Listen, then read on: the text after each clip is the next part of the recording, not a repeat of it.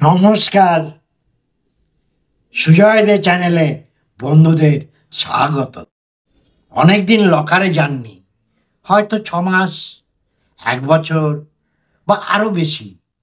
আপনি নিশ্চিন্ত আছেন যে আপনার মূল্যবান জিনিসগুলো ব্যাংকের লকারে সুরক্ষিত আছে। সত্যি কি তাই? কারণ সাম্প্রতিক সময় কিছু সরকারি এবং বেসরকারি ব্যাংকে লকারে চুরি, ডাকাতি, জালিয়াতির ঘটনা ঘটেছে, যার ফলে আপনার মতো গ্রাহকদের লকারে সঞ্চিত মূল্যবান সামগ্রী উধাও হয়ে গেছে। এর পরিপ্রেক্ষিতে আজকের ভিডিওতে জানাবো 2025 সালের নতুন লকার নিয়ম, যা না জানলে বড় বিপদে পড়তে পারে। 1. নতুন লকার এগ্রিমেন্ট 2025। 2025 থেকে সব ব্যাংকে গ্রাহকের সঙ্গে নতুন লকার এগ্রিমেন্ট সই করাতে হবে। এটা সম্পূর্ণ বিনামূল্যে। এতে ব্যাংকের দায়িত্ব, গ্রাহকের দায়িত্ব, সেফটি নিয়ম, ক্ষতিপূরণের নিয়ম সব পরিষ্কারভাবে উল্লেখ থাকবে। চুক্তি সই না করলে ব্যাংক লকার পরিষেবা বন্ধ হয়ে যেতে পারে। 2. লকারে কি রাখা যাবে? সোনা, চাঁদি, গহনা, গুরুত্বপূর্ণ নথি, প্রপার্টির দলিল, সিকিউরিটি ডকুমেন্ট ইত্যাদি। কি রাখা যাবে না? বিস্ফোরক, রাসায়নিক, অবৈধ অস্ত্র, বেআইনি বস্তু, নকল সোনা বা নিষিদ্ধ মুদ্রা বা কোনো প্যারিশেবল গুডস। 3. Locker charge. আরবিআই নির্দেশ অনুযায়ী ব্যাংকে চার্জ স্বচ্ছভাবে প্রকাশ করতে হবে। সাধারণ বার্ষিক চার্জ ছোট লকারের ক্ষেত্রে 1,500 থেকে 3,000 টাকা, মিডিয়াম লকারের ক্ষেত্রে 3,000 থেকে 6,000, বড় লকারের ক্ষেত্রে 5,000 থেকে 12,000। SMS, ইমেল অ্যালার্ট জন্য অতিরিক্ত চার্জ নেওয়া যাবে না। 5.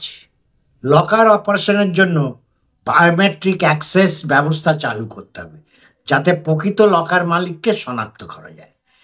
SMS alert for every access to control ম্যালিফাইড অপারেশন। যে কেউ লকার অপারেশন করলে সঙ্গে সঙ্গে একটা SMS যাবে যে আপনার লকার অপারেশন হয়েছে।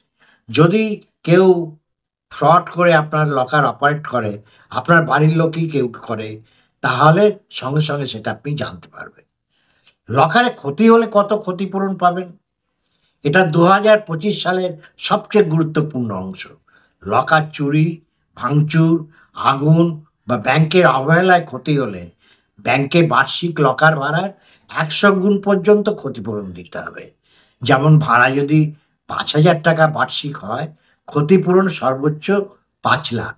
হয়তো আপনার 15-20 ভরি সোনার গহনা ছিল, যার মূল্য কমপক্ষে 20 লাখ টাকা, আর আপনি ক্ষতিপূরণ পেলেন মাত্র 5 লাখ টাকা।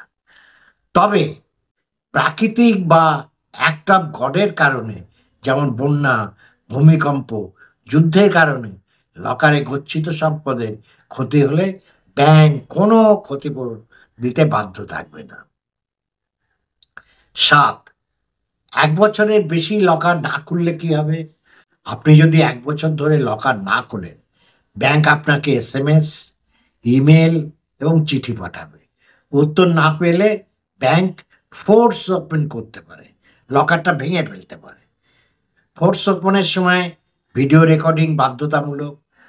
কয়েকজন সাক্ষী উপস্থিত থাকবে লকার ভাঙার সময়। সাক্ষীদের ভিতর একজনকে আইনজীবী হতে হবে। সমস্ত জিনিস ইনভেন্টরি মানে তালিকা করে সিল করে রাখতে হবে।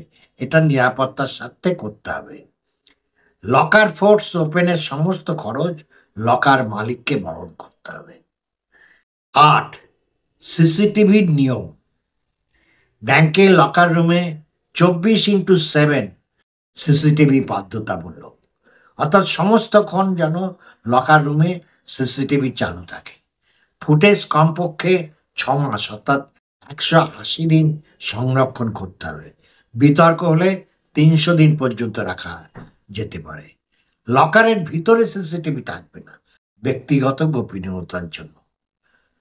9, নমিনি ও মৃত্যুর পরে লকার হস্তান্তর। গ্রাহকের মৃত্যু হলে নমিনি এলে দ্রুত লকার হস্তান্তর করতে হবে। নমিনি না থাকলে লিগাল হেয়ার সার্টিফিকেট লাগবে। ব্যাংক দেরি করতে পারবে না। যত দ্রুত সম্ভব হেয়ার বা নমিনির হাতে লকারের গচ্ছিত সম্পদ তুলে দিতে হবে। লকারের ব্যাপারে 2025 সালে নতুন নিয়ম হয়েছে।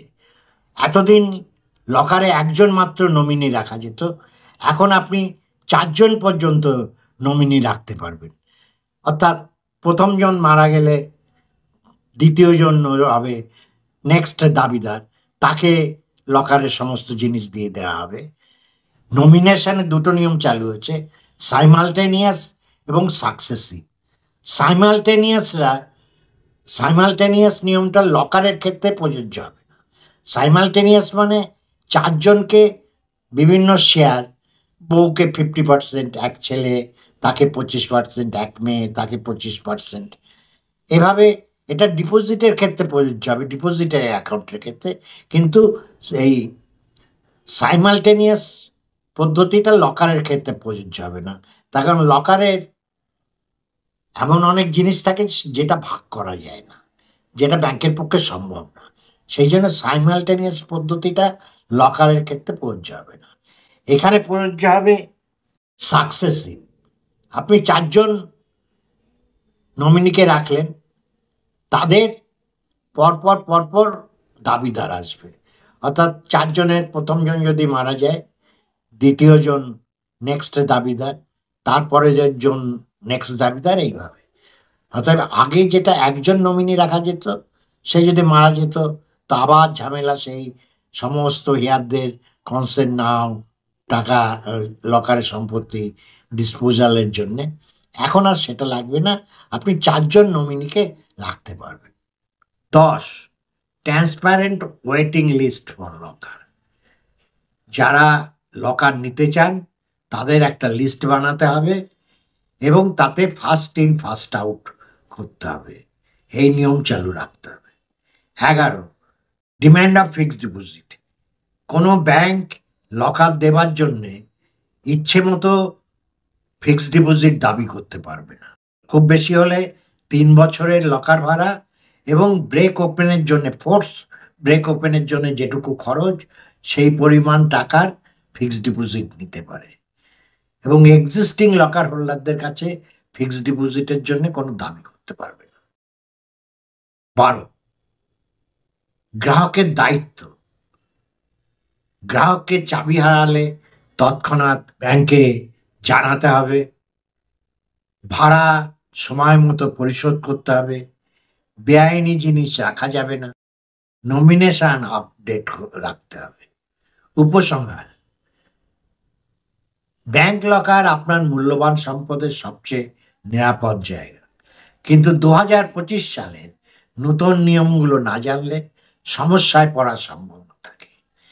তাই তথ্য জেনে আপডেট থাকুন, নিরাপদ থাকুন। আমার এই ভিডিও যদি আপনাদের ভালো লাগে, লাইক করুন, বন্ধুদের শেয়ার করুন, আপনাদের মতামত জানান কমেন্টে। আর যে বন্ধুরা এখনো আমার চ্যানেলটা সাবস্ক্রাইব করেননি, তারা সাবস্ক্রিপশন বাটনটা ক্লিক করে দিন এবং অল নোটিফিকেশন বেলটা বাজিয়ে দিন, যাতে আমার এই জাতীয় কেজো ভিডিও আপনাদের কাছে সময় মতো পৌঁছে যায়। আবার আসবো নতুন একটা ভিডিও নিয়ে। ততদিন আপনারা সবাই সুস্থ থাকুন, ভালো থাকুন, আনন্দে থাকুন। আনন্দই হচ্ছে ঈশ্বর, আনন্দই হচ্ছে আল্লাহ।